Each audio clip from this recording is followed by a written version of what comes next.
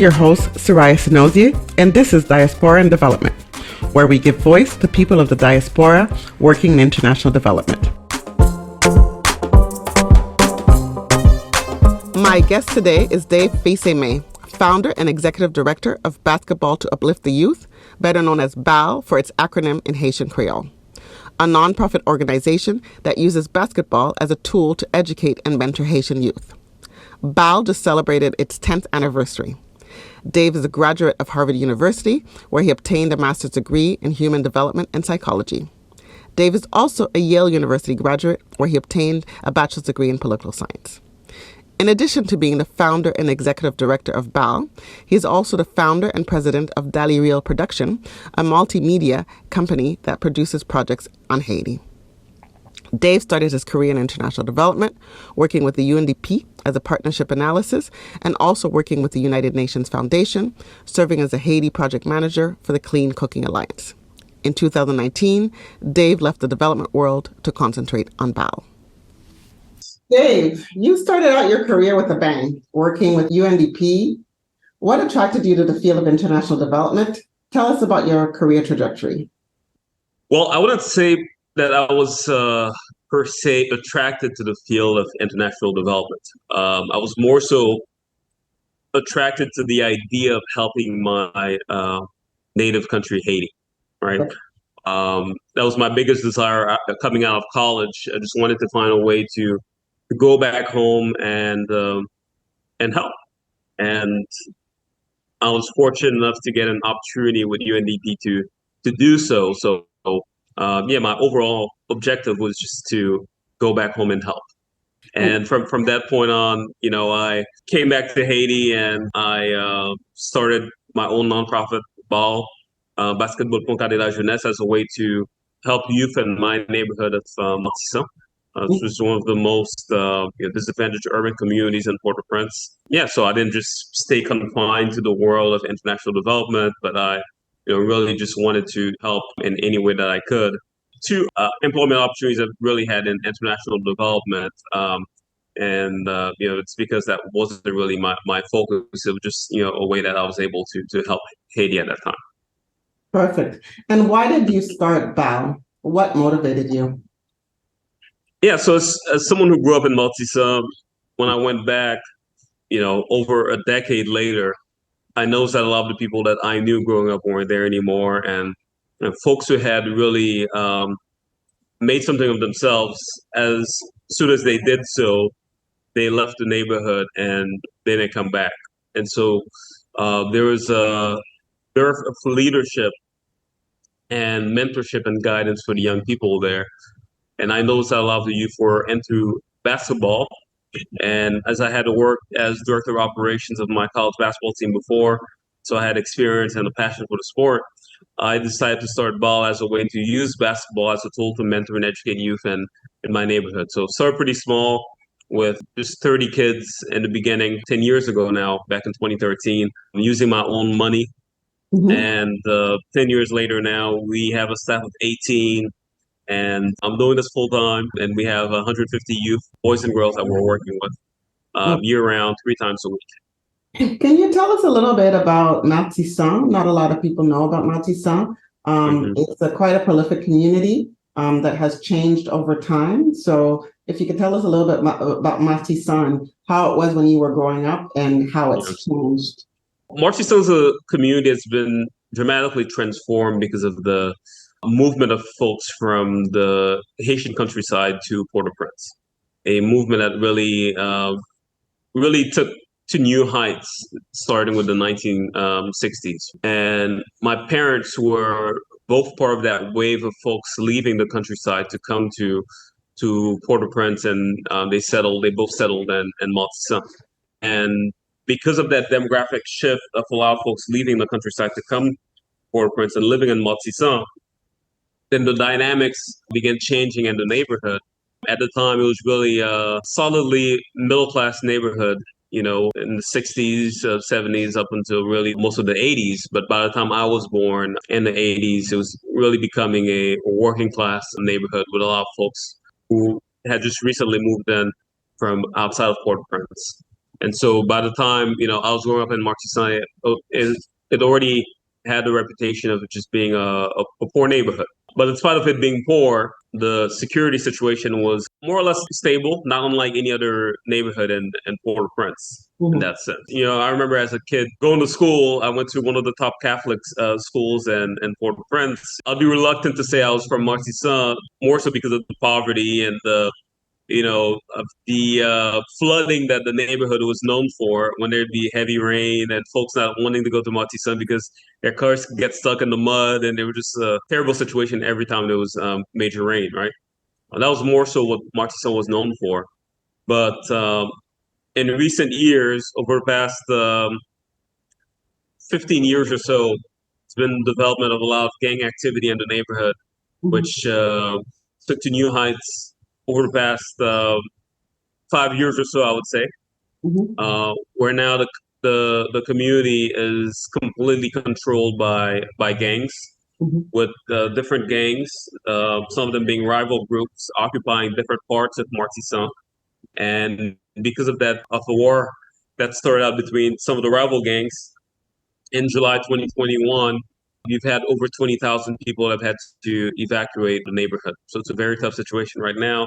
And for us, we started Bal and Martissant, and many of our kids and staff members have become refugees in their own country because of that situation in Martissant right now, and they've had to relocate to other neighborhoods and towns because of that. My parents are from Haiti, as you well know, and I've lived in Haiti and worked in Haiti. The situation of security wasn't a major issue when I was living in Haiti. I've lived in other countries where I felt a little bit less secure. Do you have an idea of what happened, what contributed to this rise of this gang takeover? Yeah. Well, if you go back to the late 80s and early 90s and you were reading the literature, let's take the 1990 presidential election in Haiti. You had the top two candidates were Jean-Bertrand Aristide and Moc Bazin.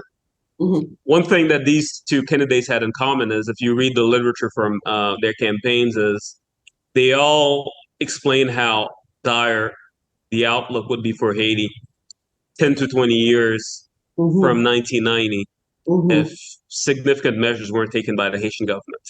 Much more of an economic approach. Exactly. Well, and the economics has impact on the social as well, right? Yeah. So if people, don't have money to feed themselves, take care of themselves, then you're going to have gangs.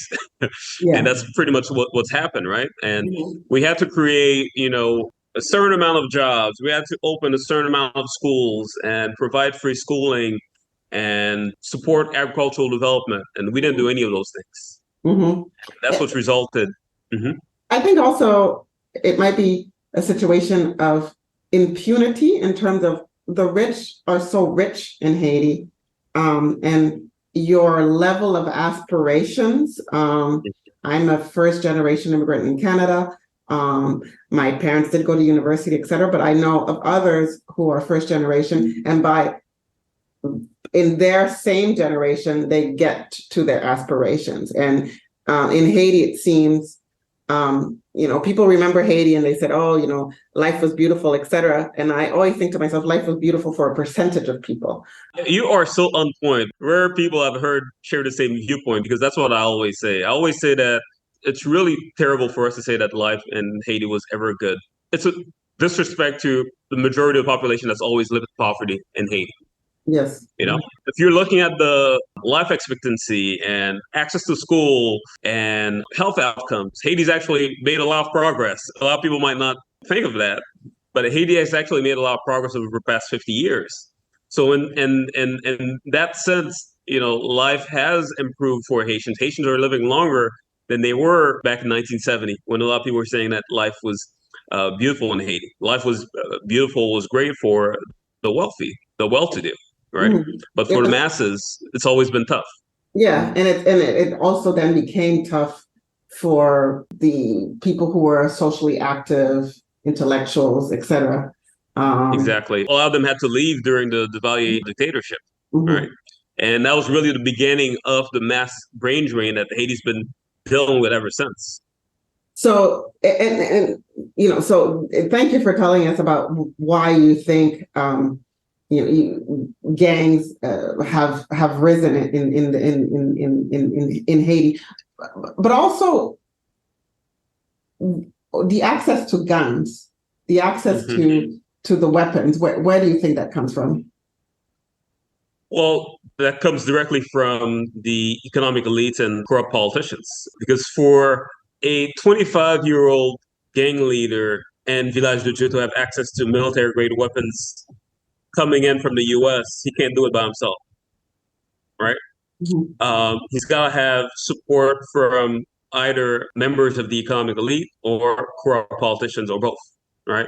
And so I'm happy to see that your home country, Canada, is actually taking the leadership in terms of identifying and sanctioning some of these corrupt business leaders and politicians who've been supporting the gangs. Interesting move. That's a very interesting move. Yeah, and the sad thing is the Haitian government hasn't done anything, right? So it's extremely important for us to identify these folks and make sure that actions are taken to not allow them to continue doing this nefarious stuff that they're doing that's negatively impacting Haiti. Because even if you get rid of all the major gang leaders right now, the people who are funding them and allowing them to do their work will just find other people to replace them, right? So you have to attack the issue at its roots. Okay. So you started your nonprofit, which is not an easy task. Not only you have to be constantly fundraising money for your programs, as you've explained, BAL will be celebrate 10 years in July. And you have to fundraise for salaries for your staff and yourself. And then you decide, okay, not only am I going to start BAL, but I'm going to leave and I'm going to concentrate only on BAL and Daliville. Why? And how did you do it? Tell us. Yeah, well, as you know, we met in DC. So I had after graduate school, I left UNDP to go to graduate school in the U.S. And after graduate school, I got an opportunity to work at the Haitian embassy in DC. Like I told you, my reason for working for UNDP wasn't per se because I was attracted to the field of international development, but it was out of a desire to help my country. And so the embassy offered me another opportunity to help Haiti in a different way. And I seized on that opportunity and I moved to DC to take on that role. And it was a tremendously gratifying experience that allowed me to help our country by representing Haiti in different meetings in Washington, be it bilateral meetings with the US government or multilateral meetings with institutions such as the CARICOM, the OAS, the World Bank, IDB, et cetera. And so it was a great opportunity in that sense. And also, it was a great opportunity when I pivoted to the role of Director of Culture and Education at the embassy to really allow folks to know more about Haiti's beautiful history and culture. There are many challenges with working for the Haitian government. One of them being that you're not paid as a diplomat working in DC should be paid. But again, I didn't make the choice for money. I just made that decision out of a desire to help the country that I love. But at a certain point, I had to find another way to keep helping Haiti, but that allowed me to earn more, right? And so that's when I pivoted to working for the UN Foundation. Got an offer to be a project manager for a project that the Clean Cooking Alliance within the UN Foundation was implementing in Haiti. And this project was funded by the Canadian government, actually. It's a $20 million project to allow Haiti to move from using wood and charcoal for cooking to using cleaner alternatives, right? And this is one of the major challenges that Haiti's been grappling with for many decades now. And it's a very challenging thing to do to get poor folks who many of them don't have any other alternatives than to gather firewood to cook and to get them to stop doing so and to use LPG or other environmentally friendly charcoals, etc. Right? But I always love a challenge, and I thought it would be I always see the all the possibilities, right? And I just imagine as a project manager, leading this project, how great it would be 5 years down the road to say that, hey, Haiti's completely, free of charcoal and people are no longer using firewood for cooking. You said something key Yeah. that attracts people, whether they go into international development voluntarily or because they have a motive, working for their country, et cetera. But you said something key. As project manager, you saw in 5 years that perhaps, et cetera. Is that one of the things? What happened when you were at Clean Cooking Alliance? What made you leave? And Mhm. did you see the change that you wanted, that you were hoping to contribute to? Well, I left after a year. I actually submitted my resignation on November 18th, 2019. For the Haitians out there, that's anniversary of the Battle of Beltia, the battle that led Haiti against independence. So that was my declaration of independence, personal emancipation. And I did so because one, um, and most importantly, I knew that the project wasn't going to be able to achieve its objective, right? Okay. And it wouldn't be able to do so for many reasons. One, the leadership of the organization didn't understand Haiti, right? I was the first Haitian that they hired to be on this project, to be a project manager. I was the only one who knows Haiti, who speaks French or Haitian Creole. Um, yeah, and I was also the first full-time person who was hired to be on the project, right? So you had a number of colleagues working on projects in Africa and Asia who were just part-timers on this Haiti project. Mhm. But at the same time, this Haiti project was, if I recall correctly, the largest amount of funding that the Clean Cooking Alliance had, right? $20 million from the Canadian government. So you had a lot of folks who were whose salaries were being partially or fully paid by the project, who weren't dedicating the amount of time that they should be to the project, right? Um, Sort of like reminiscent of the whole debacle that there was with the American Red Cross, with money that was being allocated to Haiti and not, actually being spent on Haiti, being spent on other countries and other issues that the American Red Cross was dealing with. And it was a very similar situation. And I remember bringing that up to the chief of staff at the time, and I didn't like her reaction at all. And it was sort of like, hey, why are you trying to be a troublemaker and bring up this issue? What are you trying to do here? And and I looked at it from the perspective of being a proud Haitian who chose this job not because I want to work in international development or because I want to work for the Clean Cooking Alliance, but because I want to do something that helps my country. And as it was constituted, this project wasn't helping. Yeah, that's the main reason why I chose to leave. That the project, as designed, as structured, wasn't going to help Haiti, and the leadership wasn't the type of leadership that would enable this project to do what it was supposed to do. Okay. And you pivot to BAL, as I mentioned before. Yeah. It takes a lot. It was very scary. Probably the bravest thing I've ever done. Mhm. You have a nice salary in DC. UN Foundation offices are 1750 Pennsylvania Avenue. From my office, I could see the White House. A lot of folks would be content with just getting their nice paycheck and going about their day. But for me, I want to do something that helps my country, and I also just don't want to be associated with failure. Honestly, and for me, it wouldn't be. It's like at the end of the 5 years, yeah, I got paid nicely, but this project wasn't able to do what it was supposed to do. That wouldn't sit well with me. The goal of international development, I try to remind people, is to improve and leave. Yeah, yeah. And my mom, who's not a development specialist and hasn't worked in this area at all, always said it, hey, if they don't actually get things done the way they're supposed to, they're not going to have jobs in Haiti. But it's another conversation. I've always been an optimist, and I've always refrained from seeing things from that perspective. But, when you really think about it objectively, it's the truth, right?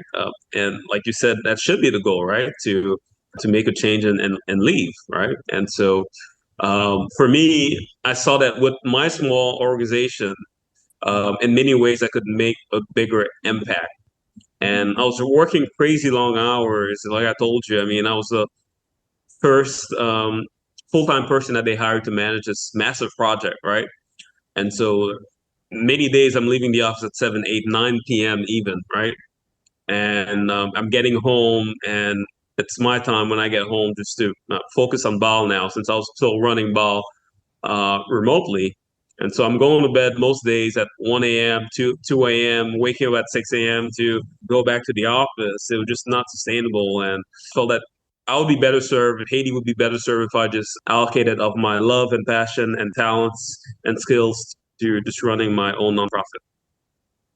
Perfect. So, what do you recommend to people who want to make a transition like you did, or who want to run their own nonprofit? What do they need to know? A lot of people, for example, say, if you do what you love, and sometimes that works, but sometimes if you do what you love, may make you starve. What do you say? I would say the first thing, is to find what you love and do it. You gotta be realistic, right? Xanadu is a beautiful poem, a nice vision, but you still need a sewer system to make it work, right? So you gotta be realistic. And for me, one of the first things I did was to share my plan with our donors. And I told this donor that, hey, I really feel like this organization could go to the next level if I'm able to fully focus my time running it on the ground in Haiti. Would you be able to fund me for 2 years to do that? And the donor told me that they would be able to do it, and that's all I needed, right, to really be able to get myself on the ground and to be able to focus full time on running the nonprofit. So you've got to be guided by your dreams and your ideals, but you got to be very pragmatic and have a solid plan. One of the things that I did that convinced this donor to invest in myself and in Ball was I after I submitted my resignation in November 2019. I just spent the next couple of weeks before the end of 2019 just working on the 5-year strategic plan, right? It's a pretty lengthy document, 64 pages, just to really detail all that we had been able to do with Ball from the start in 2013 up to that point in 2019, and what we hope to achieve for the 2020 to 2024 time period. That's one good thing that I learned from working in the development world, is to draft good strategic plans and annual work plans and have good M&E frameworks in place. So I had all that skill set to really structure everything and to make it look impressive and to allow folks to believe in my vision and to choose to invest in me and in the organization. Since you returned to Haiti, you've lived through a pandemic, the assassination of the president of Haiti, and the deterioration of the country and its takeover by gangs. How do you cope, and how do the youth of BAL cope? Come back home in January 2020, and Haiti stuff, but very optimistic, right? Because you're very excited about this possibility that you're going to be fully focusing on your organization, be independent, and not be working for some other major organization and splitting your time. So the outlook was very optimistic on my end. But then, from that very first month, all the challenges, internationally and locally started hitting us. Big first shock for me was, the death of Kobe Bryant that month in January 2020, and then COVID pandemic started spreading. We had opened our new office headquarters in Port-au-Prince that first month, January 2020, and within a couple of months we had to shut down because of the pandemic, right?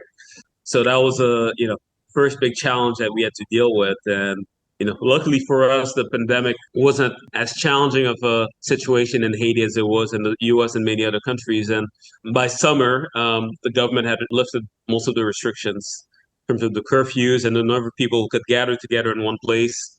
And so in July, we were able to open up our office again and to resume all of our activities.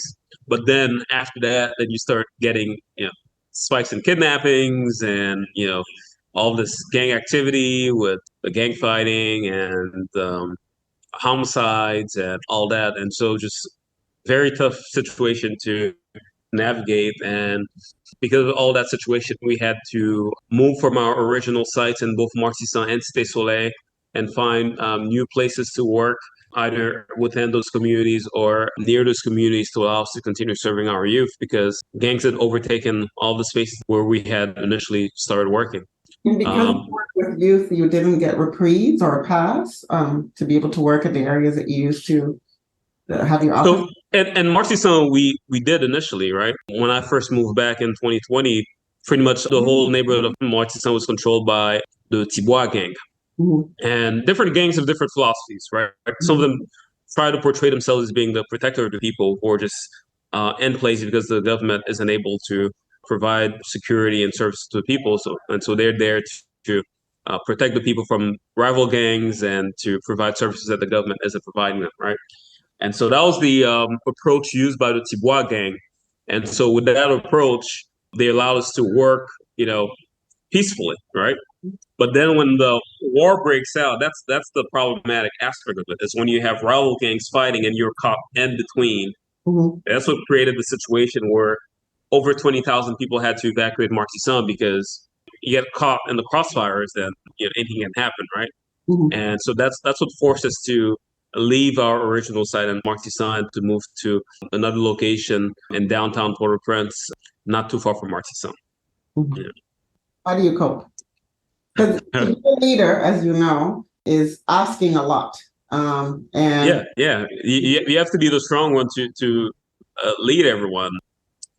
You know, even my wife, she personally told me that, and she's not Haitian. She said, if you're not scared, I'm not going to be scared. So you have a responsibility, the big as a leader to responsibility. project confidence and to have everyone believe that everything will be okay, right? And that's the biggest responsibility.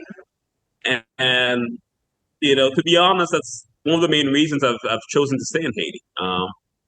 Because I know, you know, my mom told me that, hey, why would you leave? You can still do your work remotely. It's the age of Zoom and all this. You don't have to be on the ground in Haiti. But, I told her that a lot of folks, even if they tell me or they don't tell me, I know that they get hope from seeing the work that our organization is doing. And from the fact that I'm still staying here and that a lot of folks, be it our kids, our staff members, Mhm. or some of our folks in the diaspora donating and supporting the work, they would be demoralized if I decided to just stop doing what I'm doing and pack it up and leave.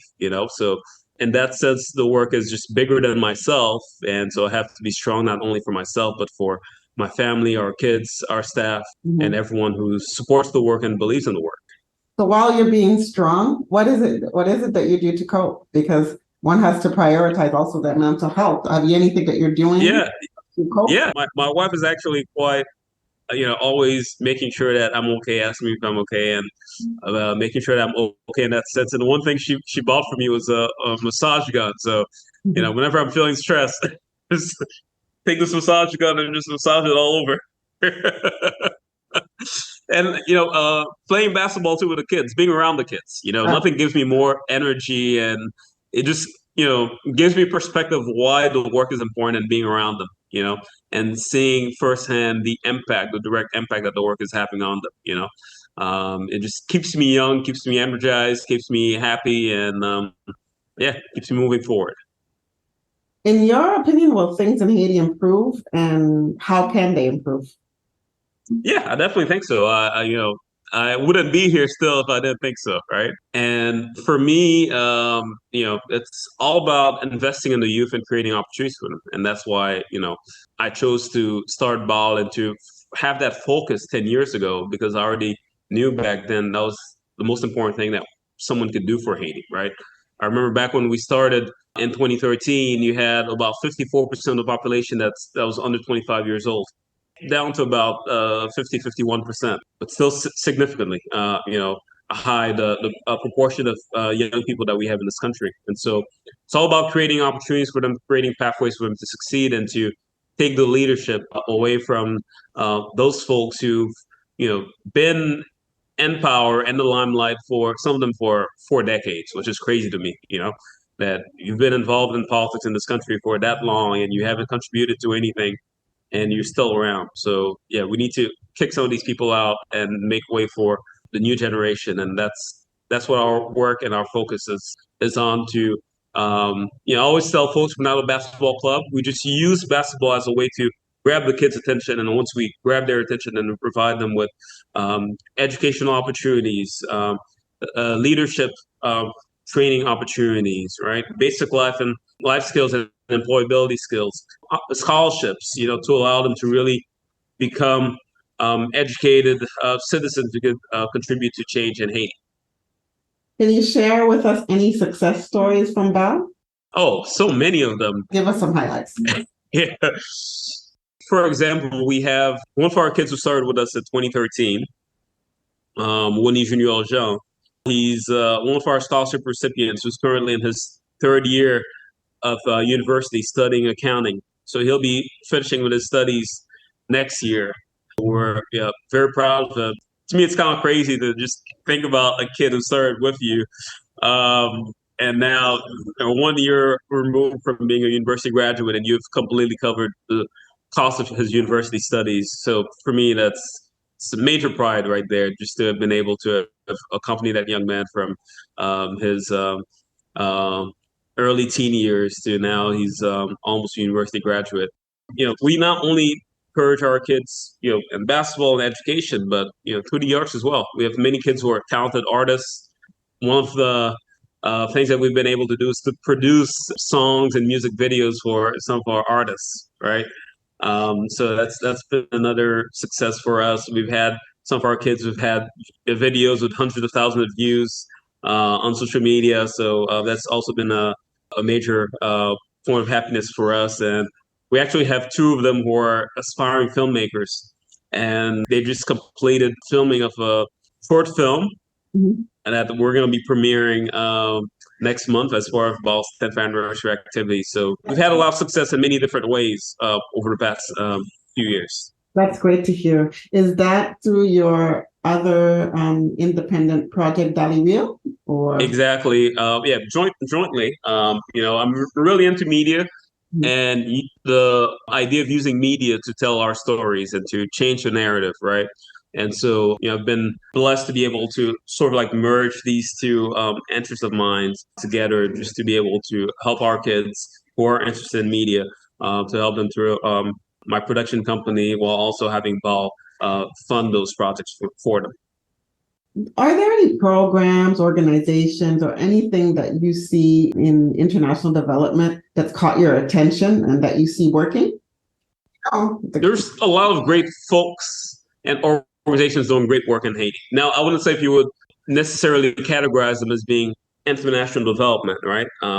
Since they are local organizations, but they are intervening in some of the areas that international development organizations typically intervene in terms of education, for instance, right? The first organization to actually provide grant funding to BAL in 2014 was FOCAL, local a local Haiti organization, and they gave us our first grant in 2014. 9 years later, they're our biggest donor locally, still supporting our work. So we're very grateful for their support, and probably the institution that's doing the best work in Haiti overall, even considering the Haitian government. I have a friend who actually calls FOCAL the real Ministry of Culture of Haiti, because they do more to support Haitian culture than the actual Ministry of Culture. So that's you'll see if people saw my face, you could see that I what I think of FOCAL. I think it's a great organization. Yeah. Exactly. And so that's another thing that gives me a lot of hope, right? We still have the bad people getting all the headlines, but there's a lot of good people doing good work here, many of them silently in Haiti. That's one of the reasons why I still have hope for this country. What's the role that the diaspora could play? People in the diaspora contribute through remittances. They try to help their communities, but some of us are at a loss of what to do. What do you think? What role do you think the diaspora could play? Well, I always say that the remittances figures is a bit misleading, and someone who works for the IDB, I think you could definitely understand that. Remittances aren't investment that's being provided by the diaspora. Overwhelmingly, it's money that family members in the diaspora are sending to family members in Haiti just to allow them to survive or to pay for their kids' schooling, right?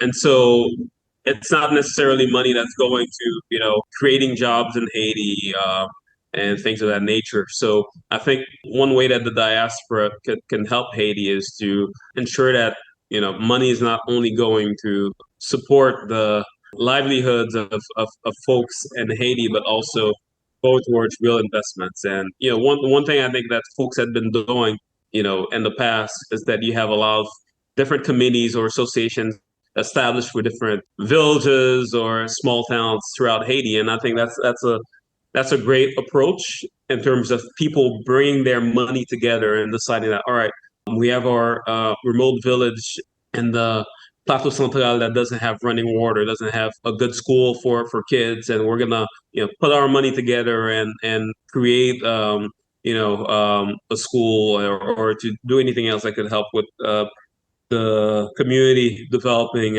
and moving forward. So I think that's sort of collective action that the diaspora needs to take to have a bigger impact in Haiti. What's next for you? What's next for me? Huh. Um, I feel like my work with Ball isn't done yet. I feel like we still have a ways to go. I could maybe envision myself transitioning out of Ball within the. We're wrapping up our 5-year strategic plan next year. Maybe in that second phase of the next 5-year plan, I might exit. But I feel like I still have to have a lot of work to do to strengthen the organization and put it in a better place to continue its work beyond my time as executive director. And from that point on, I mean, aside from helping youth, my real passion, as I mentioned, is media. So I really would want to maybe focus more on doing projects that tell our stories, be they feature films or documentaries, music videos, and I have a lot of fun doing that kind of work. So I think that's one thing that I would really want to focus on, and also want to be able to just be more actively involved in terms of shaping the country's future. So not necessarily as an elected official, but I feel like politically, even if behind the scenes, I want to get involved, identifying good leaders and helping them. We have some of our kids who I think would be some great leaders for this country, 10, 15 years down the road. So just, creating a pathway for good people to lead this country. In honor of one of my favorite podcasts, Unlocking Us, which is hosted by the incomparable Brene Brown, please share with us the last TV show that you binged and loved, a concert that you'll never forget, and your get up and dance song. Last TV show that I binged and loved.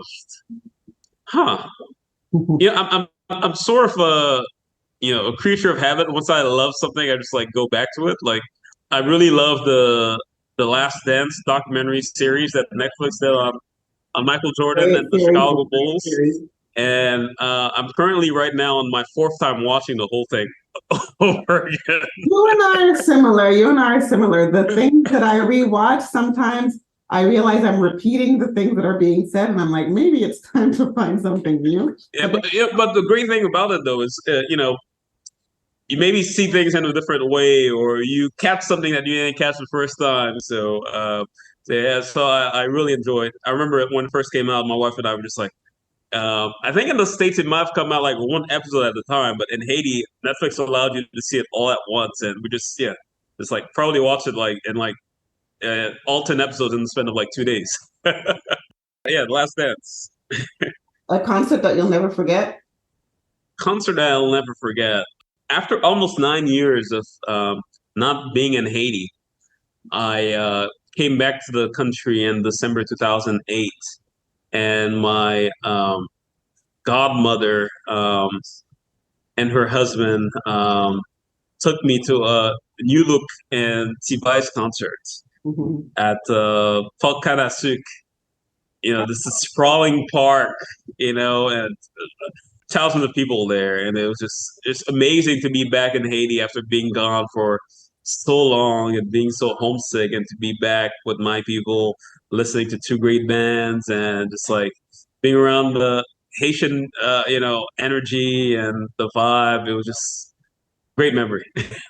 Parc Canasuc is a great place for concerts, and it's really, it's beautiful. I can feel it. I went to see Kassav and Tabu Combo. In Tabu Combo, I was there too. And that I was so excited I couldn't be calm. So it was a great concert. Yeah, that was a great one. Yeah. Yeah, your get up and dance song. What makes you always dance? Kem pa sote, beaucoup experience. Of course, of course. Yeah, I might be feeling down and just you can't hear that song and just not get up and just like wanna Yeah, get up and dance and jump up and down, right? that's it. Thank you, Dave. Thank you very much for your time. This was great. Thank you. It was a pleasure. Thank you for inviting.